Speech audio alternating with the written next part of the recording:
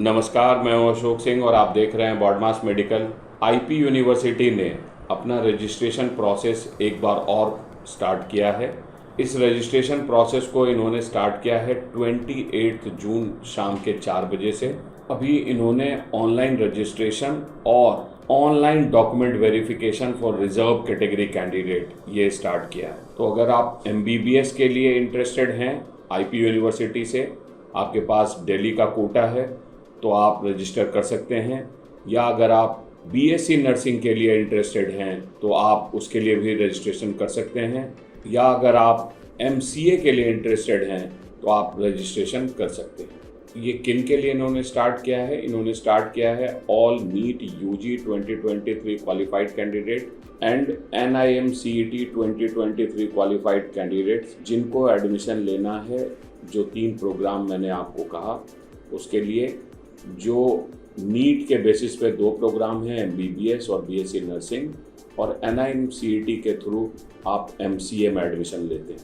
तो in respect of candidates who have qualified NEET UG 2023 और applicants who have qualified in NIMCET 2023 exam and have filled online registration form of GGS IPU earlier and have paid the non-refundable registration fees of 1500, उनको क्या करना है? उनको करना है such candidates are required to enroll for centralized online counseling process and pay the counseling participation fee of rupees 1000 non-refundable through net banking, credit card and debit card। ये कब start हो रहा है? ये 28 जून 4 PM को स्टार्ट हो रहा है और ये कब तक है? यह है 3 जुलाई 11:50 PM तक। दूसरा क्या कह रहे हैं? ये कह रहे हैं in respect of candidates who have qualified NEET UG 2023 और applicants who have qualified in NIMCET 2023 exam and have not filled the online registration form of GGS IPU and have not paid the non-refundable registration fee of 1500। तो अगर आपने पहले इसका online registration form fill नहीं किया था और registration fees जो 1500 है वो नहीं पे किया था, उनको क्या करना है? Such candidates are required to register online and pay the registration fee of 1500 and subsequently required to enroll for centralized online counseling process and pay the counseling participation fee of rupees 1000 through net banking, credit card and debit card। तो अगर आपने पहले registration नहीं किया हुआ था और registration fees नहीं पे किया हुआ था तो आपको 1500 और 1000 टोटल 2500 का पेमेंट करना है। और ये एक्टिविटी भी सेम टाइम में स्टार्ट हुई है 28 जून 4 PM और ये चलेगी 3 जुलाई 11:50 PM। दूसरा इसमें है कि जिनके डॉक्यूमेंट वेरिफिकेशन होने हैं, तो MCA के जो स्टूडेंट हैं उनके online verification of document for reserve category candidate to be done by GGS IP university who have successfully registered and paid the requisite fees, online verification of entitlement documents to claim benefit of reserve category of registered candidates who have paid counseling registration fee, SC, ST, OBC, KM, PWD, Defense, Jain minority, Sikh minority, EWS, Muslim, Army as and whenever applicable।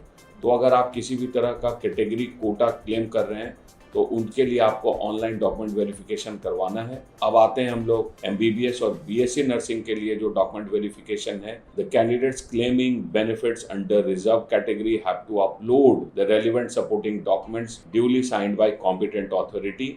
The candidates may kindly read admission brochure to see the detail of documents required for being eligible to claim benefits under reserve category, and for army category please upload appendix 9A, 9B, 9C for admission brochure 2023-24। तो आपको GGS IPU का admission brochure में जाना है, वहाँ जो उन्होंने appendix 9A, 9B और 9C जो आर्मी की डिफरेंट कैटेगरी है वो आपको अपलोड करना है अगर आप आर्मी का बेनिफिट लेना चाहते हैं। और अगर आप रिजर्व कैटेगरी का बेनिफिट लेना चाहते हैं तो जो भी आपके डॉक्यूमेंट्स हैं SC, ST, OBC, उसका फॉर्मेट ऑलरेडी आपको ब्रोशर के अंदर है, वो वहाँ जाके आप जो कॉम्पिटेंट अथॉरिटी जहाँ से वो इशू होना है वहाँ से जो इशूड डॉक्यूमेंट है उसको आपको अपलोड करना है। All the verification of reserve category candidates will be done online by university. तो आप जब ये डॉक्यूमेंट अपलोड करेंगे इसको ऑनलाइन यूनिवर्सिटी वेरीफाई करेगी Universities verifying officer shall raise query in case the document is deficient or any discrepancy is observed.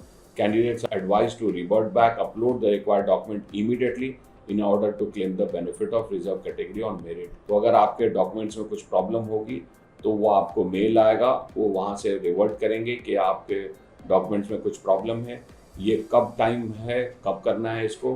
तो MBBS BSc nursing document verification 1 जुलाई को 4 PM में स्टार्ट होगा और ये क्लोज होगा 10 जुलाई को 11:50 PM में।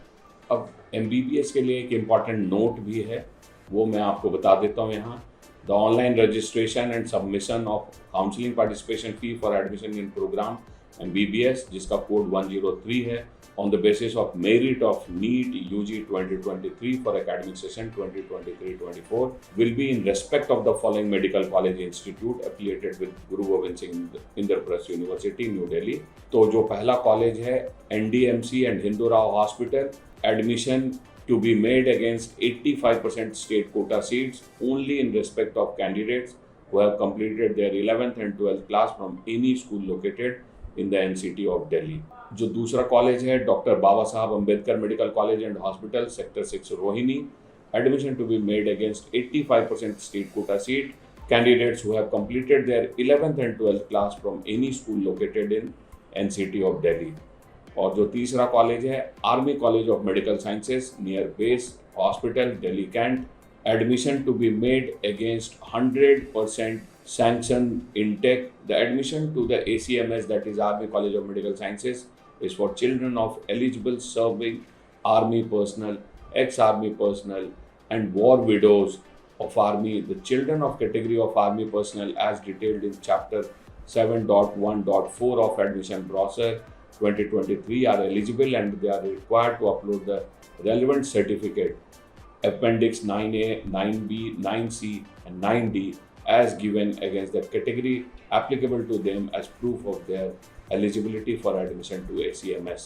All the concerned applicant stakeholders are hereby informed that the admission of 100% seat in MBBS program at Vardhaman Mahavir Medical College and Safdarjung Hospital, New Delhi and Atal Bihari Vajpayee Institute of Medical Sciences, Dr. Ram Manohar Lohia Hospital will be conducted by the Medical Counseling Committee, DGHS. Hence, whosoever desirous of seeking admission in these two affiliated medical college institute may apply on the website of MCC DGS. तो ये जो दो और college हैं जो गुरु Govind Singh Indraprastha university से affiliated हैं, उनकी काउंसलिंग MCC करता है।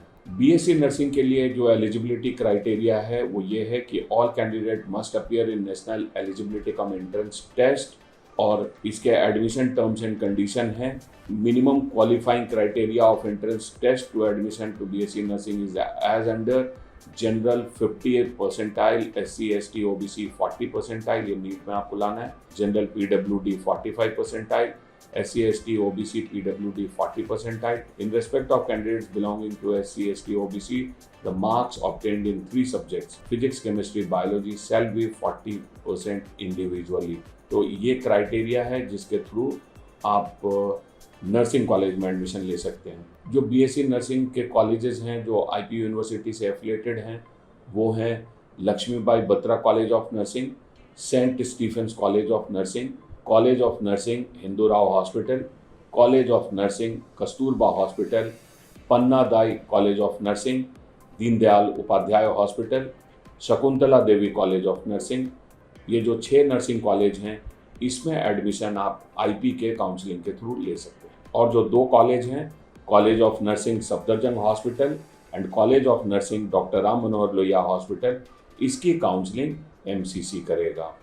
तो ये था डिटेल गुरु गोविंद सिंह इंद्रप्रस्थ यूनिवर्सिटी का। अगर आप यहाँ के 3 मेडिकल कॉलेज और 6 नर्सिंग कॉलेज में एडमिशन चाहते हैं तो आपको ये फॉर्म फिलअप करना है, तो आपको ये रजिस्ट्रेशन प्रोसेस करना है।